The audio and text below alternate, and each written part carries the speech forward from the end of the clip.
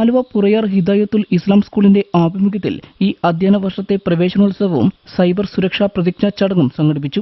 Aluva DYSP N Babukuttan ഉദ്ഘാടനം നിർവഹിച്ചു. കുട്ടികൾക്ക് സൈബർ ഇടങ്ങളിലെ സുരക്ഷയെക്കുറിച്ചുള്ള ബോധവൽക്കരണവും ചടങ്ങിന്റെ ഭാഗമായി നടന്നു. School manager TM. അബ്ദു ചടങ്ങിൽ അധ്യക്ഷത വഹിച്ചു. ഹെഡ് മിസ്ട്രസ് അഞ്ജു നയന വർഗീസ സ്വാഗതവും PTA പ്രസിഡന്റ് ജിഷ മുത്തലിബ നന്ദിയും രേഖപ്പെടുത്തി. Panchayat vice president Sajeena teacher, Jamaat president CK Ameer, school secretary Akbar KA, assistant manager Nasar Muttathil, Shafi Moothedan, Nasar Koothedath, chief coordinator Anwar Sadath, Shanavas Thachedath, Razak Sulaiman, Muhammad Ambattukudi, Abdu Muthaliba, Nasar Vellokkattil, Saina Rasheed, Shabna teacher, Sabitha teacher എന്നിവർ ചടങ്ങിൽ സംബന്ധിച്ചു.